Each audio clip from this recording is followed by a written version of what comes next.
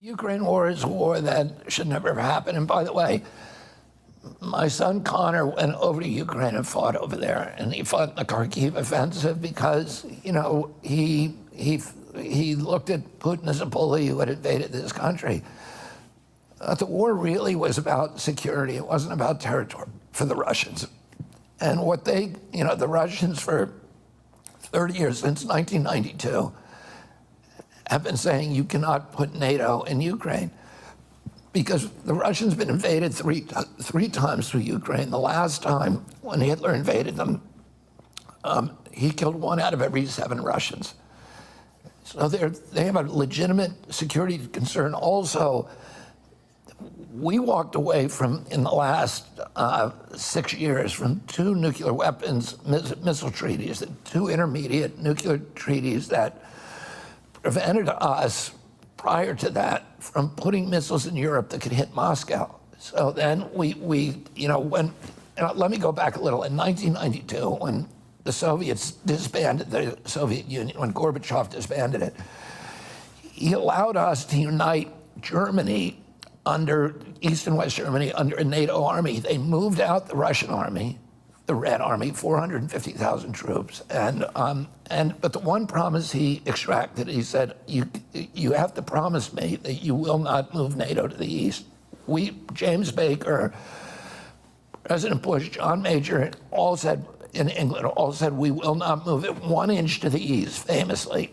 And since then, we've moved it 1,000 miles to the east and into 14 countries. And the one thing they said is you can't put it in Ukraine.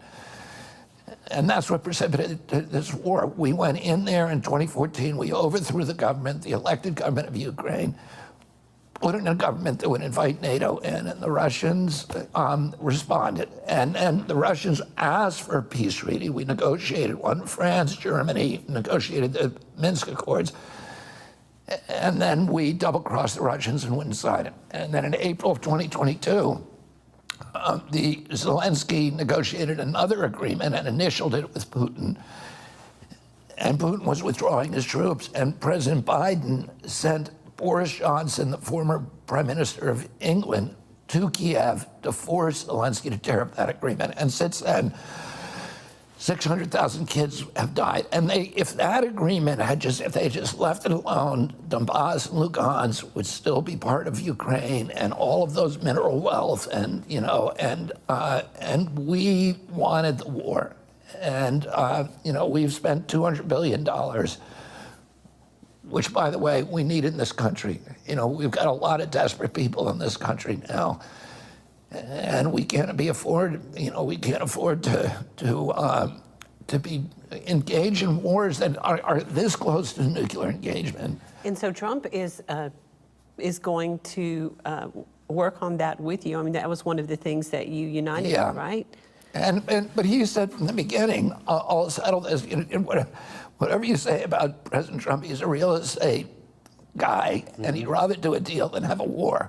Mm-hmm. Yeah. And, you know, and the Russia, I mean, it's harder now to do a good deal because the Russians have made a profound sacrifice, and they're, you know, and now Putin said from the beginning, I'm scared they're going to use Ukraine to attack Russia.